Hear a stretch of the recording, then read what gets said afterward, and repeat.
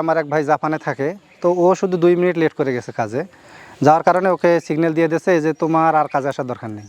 তো আমাদের দেশের যে সমস্যাটা সেটা হচ্ছে যুবকেরা আসলে কাজ করতে চায় না, এরা আসলে অলস, এরা ঘুমায়, এরা বিভিন্ন সময় মোবাইল নিয়ে ব্যস্ত। বিভিন্ন যুবকেরা আমি দেখতেছি যে একটা পিওনের চাকরি নিচ্ছে 12 লাখ 14 লাখ টাকা দিয়ে, এবং এটার জন্য প্রতিযোগিতা কে কত লাখ টাকা দিতে পারে।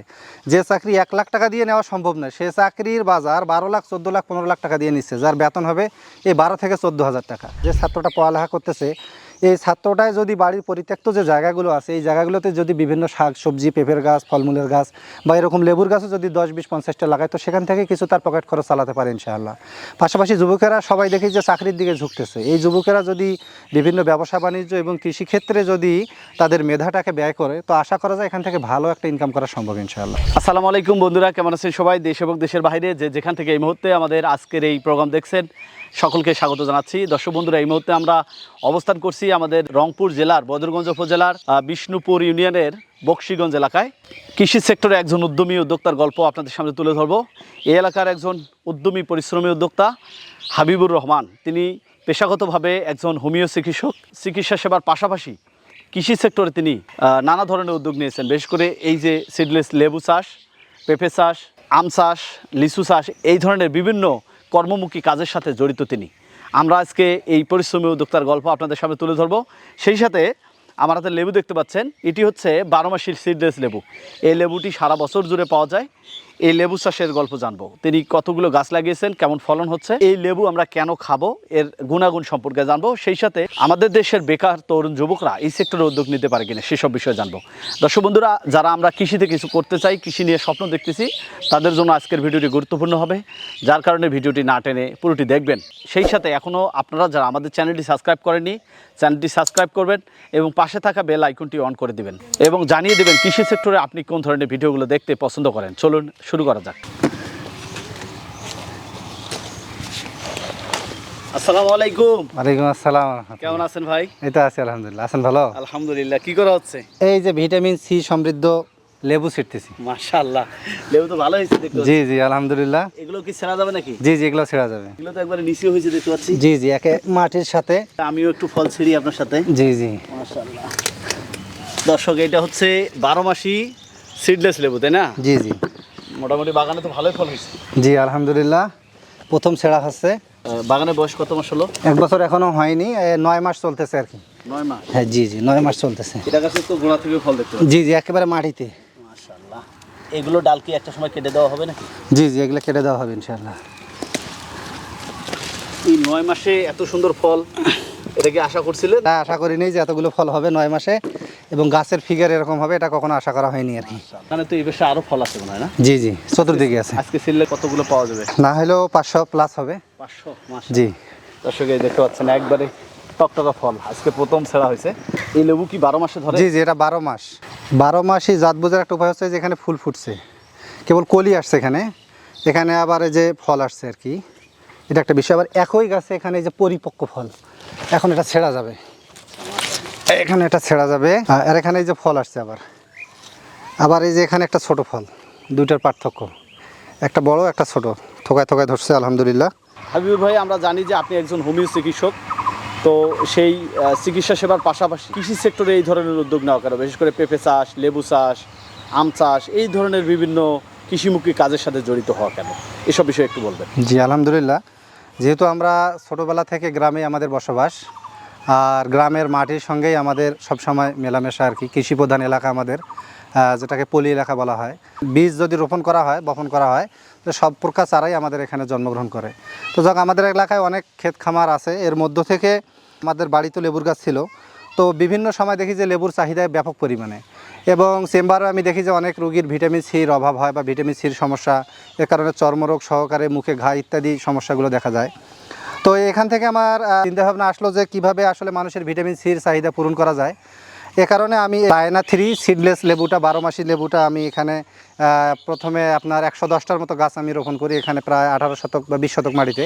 আপনার এই যে হোমিও চিকিৎসা সেবাটা, এটা থেকে এলাকার মানুষ কেমন সেবা পাচ্ছে? তো আলহামদুলিল্লাহ এটা থেকে এলাকার মানুষ অনেক সেবা পাচ্ছে এবং দেশের বিভিন্ন এলাকায়ও আমাদের চিকিৎসা সেবা, বিশেষ করে অনলাইনের মাধ্যমে আমাদের চিকিৎসা সেবাটা পৌঁছে যাচ্ছে মানুষের কাছে।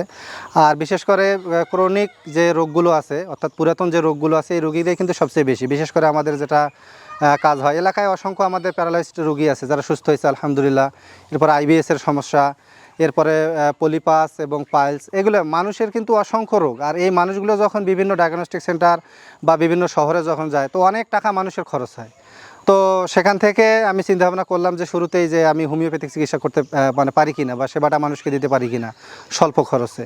তো সেখান থেকে আমি একটা উদ্যোগ গ্রহণ করি। তো এখন আলহামদুলিল্লাহ দেশ এবং দেশের বিভিন্ন এলাকায় এবং দেশের বিভিন্ন স্থানে আমাদের চিকিৎসা সেবা ছড়িয়ে যাচ্ছে আলহামদুলিল্লাহ। আপনারা দোয়া করবেন যাতে আমরা মানুষকে এভাবে সেবা দিয়ে যেতে পারি ইনশাআল্লাহ। সোশ্যাল মিডিয়ায় দেখেছি আপনার কিছু মানবিক কাজের সাথেও জড়িত রয়েছেন, এটা আমাকে খুবই ভালো লেগেছে। আসলে আমাদের প্রত্যেকেরই এই ধরনের দায়িত্বগুলো নেওয়া উচিত। জি আলহামদুলিল্লাহ। তো এই বিষয়ে মানবিক কাজের মধ্যে আমাদের সামাজিক কিছু কার্যক্রম আছে, যেমন বৃক্ষরোপণ। এবার আমরা মোটামুটি প্রায় 70-80টা বা 100+ আমরা বৃক্ষরোপণ ইতিমধ্যে করেছি। এরপরে রাস্তাঘাটে বিভিন্ন জায়গায় যে জলাবদ্ধ থাকে বা কাদা থাকে এগুলো আমরা আমাদের কিছু ভাই আছে তাদেরকে নিয়ে আমরা এগুলো সংস্কার করার চেষ্টা করি ইনশাআল্লাহ। পাশাপাশি আমাদের মাদ্রাসা চলতেছে এবং মুক্তব নিয়ে আমরা একটা কাজ করতেছি, আত-তাকওয়া মুক্তব নিয়ে। এই আত-তাকওয়া মুক্তবের অধীনে ইতিমধ্যে আমাদের প্রায় 18টা মুক্তব আমাদের অধীনে সংযুক্ত হয়েছে আলহামদুলিল্লাহ। এগুলো আমরা পরিচালনা করতেছি। এরপরে এতিম বাচ্চাদের লালন পালন, বিধবাদের লালন পালন, এগুলো কার্যক্রম আমাদের চলমান আছে আলহামদুলিল্লাহ। কৃষিতে উদ্যোগ হচ্ছে এরকম লেবু বাগান আছে, এরপরে আমাদের পেঁপের বাগান আছে। পাশাপাশি যাতে কর্মসংস্থান তৈরি হয়, বিভিন্ন যুবকেরা আমি দেখতেছি যে একটা পিওনের চাকরি নিচ্ছে 12 লাখ 14 লাখ টাকা দিয়ে, এবং এটার জন্য প্রতিযোগিতা কে কত লাখ টাকা দিতে পারে। যে চাকরি 1 লাখ টাকা দিয়ে নেওয়া সম্ভব নয় সে চাকরির বাজার 12 লাখ 14 লাখ 15 লাখ টাকা দিয়ে নিচ্ছে, যার বেতন হবে এই 12 থেকে 14 হাজার টাকা। তো আমরা যদি যুবকেরা উদ্যোগ নেই বা উদ্যোক্তা যদি আমরা হই যে আমরা ছোট ছোট ব্যবসা করতে পারি, যেমন আমি কিছু উদ্যোগ গ্রহণ করেছি, যেমন আমাদের আমের ব্যবসা আছে কৃষিক্ষেত্রে, যেটা আম বাগান আমরা কিছু ক্রয় করেছি। এই আম বাগানে আমাদের আম হচ্ছে, এরপরে লেচুর বাগান ক্রয় করা আছে। এরকম কৃষিক্ষেত্রে আমার ঘাসের ক্ষেত আছে, আরও ইত্যাদি ইত্যাদি অনেকগুলো ক্ষেত খামার আলহামদুলিল্লাহ আছে। এরকম আমি যে উদ্যোগ গ্রহণ করেছি এখানে বর্তমান প্রায় 6 জনের কর্মসংস্থান হয়েছে আলহামদুলিল্লাহ। যেমন আমার ওই বাড়ির বাজার নামে একটা ব্যবসা আছে, সেখানে ভ্যারাইটি স্টোর বিভিন্ন কিছু আছে। এরপরে জুতার ব্যবসা আছে, বালুর ব্যবসা আছে, সিমেন্টের ব্যবসা আছে, এরপরে পাশাপাশি ধানের ব্যবসা আছে, এরপরে আরও ইত্যাদি এরকম অনেকগুলো ব্যবসার সঙ্গে আমি আলহামদুলিল্লাহ সম্পৃক্ত আছি। আর এলাকার বিভিন্ন যুবকদেরকে উদ্বুদ্ধ করা হচ্ছে যাতে তারা চাকরিমুখী না হয়, উদ্যোক্তা হয়, যাতে তার অধীনে আরও কিছু মানুষের কর্মসংস্থান তৈরি হয়। সামনে আরও কিছু প্ল্যান পরিকল্পনা এরকম আছে, যদি আল্লাহ কবুল করে তো আশা করা যায় সামনে এগুলো আমরা করবো ইনশাআল্লাহ। চমৎকার উদ্যোগ। আমরা একটু লেবু সম্পর্কে যেহেতু আজকে জানাতে চাচ্ছিলাম দর্শকদের, এই যে সিডলেস 12 মাসি লেবুটা আপনি লাগিয়েছেন, এই লেবুটার চাহিদা কেমন বা আমাদের দেশে এর সম্ভাবনা কি? জি আলহামদুলিল্লাহ, যেহেতু ভিটামিন একটা ফল, এর চাহিদা ব্যাপক। বিশেষ করে এখন তো লেবুর সিজন চলতেছে, বর্ষাকাল, যদিও এখন একটু চাহিদা কম, কিন্তু এটা বিভিন্ন সময় চাহিদা ব্যাপক পরিমাণে হয়। যেমন একটা লেবু আমরা 10 টাকা 15 টাকা 20 টাকা দিয়ে ক্রয় করি। তো এরকম যারা আছে, যাদের পতিত জমি আছে, পরিত্যক্ত জমি যাদের আছে, তারা আলহামদুলিল্লাহ লেবুর বাগান লাগাতে পারে। এখানে একটা সম্ভাবনাময় আছে আর কি। এখন যেহেতু আমার ছোটো গাছ, প্রায় 50-60টা লেবু আমি পাচ্ছি। তো এই গাছটা যখন পরিপক্ক একটা গাছ হবে তখন মোটামুটি প্রায় 150 থেকে 200 লেবু পাওয়া সম্ভব। তো একটা লেবু যদি আপনার 2 টাকা বা 3 টাকা করে হয়, তাহলে 200 লেবুর দাম ধরেন যে আপনার 600 টাকা হয়। তাহলে আমার 100 গাছ আছে, গড়ে মোটামুটি ধরেন 100 গাছে যদি 500 টাকা করে হয়, তাহলে মোটামুটি বছরে 50,000 মতো টাকা আসা সম্ভব। ছোট্ট একটা জায়গায় আসা সম্ভব। আপনি তো অন্য পেশায় আছেন, এখানে কতটুকু সময় দেন বা সময় না দিয়েও কি এখান থেকে আয় করেন? হ্যাঁ, বাগানের অবস্থা দেখতেছেন যে এখানে ওই ঘাসে পরিপূর্ণ হয়ে গেছিল, যদিও মাঝে মাঝে কাজ করা হয়। তো আমি আসলে চেম্বার থেকে আসার সময় পাইনি, ব্যস্ত মানুষ, সব দিকে একটু সময় দিতে হয়। তো এর ফাঁকে ফাঁকে যে যতটুকু সময় পারি আমি আমার ছেলেপেলেগুলো দিয়ে একটু কাজ করে নেওয়ার চেষ্টা করি। তো এখানে পরিশ্রম খুবই কম, ওই শুধু একটু গাছের গোড় একটু নিড়ানি দিতে হয়, একটু মাকড়া সার যে স্প্রে আছে না, সেই স্প্রেটা একটু দিতে হয়। সময়ের অভাবে খুব যে একটা যত্ন নেবো, এই যত্ন নেওয়াটা হচ্ছে না। কেউ যদি চাষ করতে চায় বাণিজ্যিকভাবে, এটা চাষ করা সম্ভব? জি, কেউ যদি চাষ করতে চায় অবশ্যই বাণিজ্যিকভাবে এটা চাষ করা সম্ভব এবং মোটামুটি একটা বাৎসরিক ইনকাম করা সম্ভব। এটা তো অন্য অন্য সেক্টরগুলো রানিং চলতেছে, এই যে লেবু চাষ, হোমিওপ্যাথিক চিকিৎসা, সব মিলে আপনি কেমন আছেন?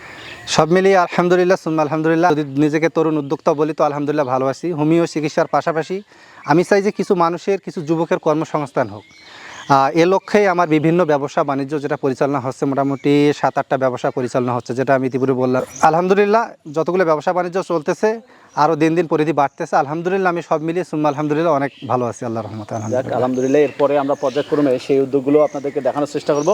আমরা লেবু চাষ নিয়ে কিছু গুরুত্বপূর্ণ তথ্য দিলাম, পাশাপাশি একজন তরুণ উদ্যোক্তা চাইলে কিন্তু কৃষিতে কিছু করতে পারে তেমনের একটা দৃষ্টান্ত আমরা আপনাদের দেখানোর চেষ্টা করলাম। বিশেষ করে লেবু চাষ, পেঁপে চাষ, আরও অনেক বিজনেস রয়েছে কৃষিকেন্দ্রিক, সেগুলো করা যেতে পারে। সর্বোপরি আপনার কাছ থেকে একটু জানবো, আপনি একজন তরুণ ইয়ং উদ্যোক্তা, এই সেক্টরে আসছেন। আমাদের দেশে অসংখ্য বেকার যুবকরা রয়েছে যারা আসলে তার এনার্জিটাকে কাজে লাগাতে পারে, তার মেধাশক্তিকে কাজে লাগাতে পারে, সেটি করেও এই ধরনের পরিত্যক্ত জায়গাগুলোকে কাজে লেগে কৃষি সেক্টরে একটা বিপ্লব ঘটানো সম্ভব। এই ধরনের তরুণ বেকারদের উদ্দেশ্যে আপনার কী বলা থাকবে? বেকারদের উদ্দেশ্যে আমি বলবো যে গত কয়েকদিন আগে আমার এক ভাই জাপানে থাকে, তো ও শুধু 2 মিনিট লেট করে গেছে কাজে, যার কারণে ওকে সিগন্যাল দিয়ে দিয়েছে যে তোমার আর কাজে আসার দরকার নেই। তো আমাদের দেশের যে সমস্যাটা সেটা হচ্ছে যুবকেরা আসলে কাজ করতে চায় না, এরা আসলে অলস, এরা ঘুমায়, এরা বিভিন্ন সময় মোবাইল নিয়ে ব্যস্ত। কিন্তু এই সময়টায় যদি যে যুবকটা বা যে ছাত্রটা কাজ করতেছে বা যে ছাত্রটা পড়ালেখা করতেছে, এই ছাত্রটায় যদি বাড়ির পরিত্যক্ত যে জায়গাগুলো আছে এই জায়গাগুলোতে যদি বিভিন্ন শাক সবজি, পেঁপের গাছ, ফলমূলের গাছ বা এরকম লেবুর গাছও যদি 10-20-50টা লাগায়, তো সেখান থেকে কিছু তার পকেট খরচ চালাতে পারে ইনশাআল্লাহ।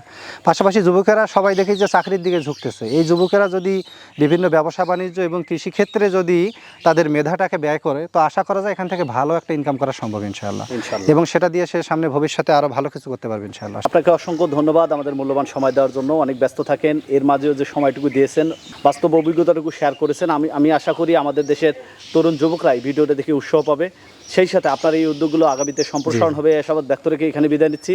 আসসালামু আলাইকুম। ওয়ালাইকুম আসসালাম ওয়া রাহমাতুল্লাহ। জাযাকাল্লাহ খাইর।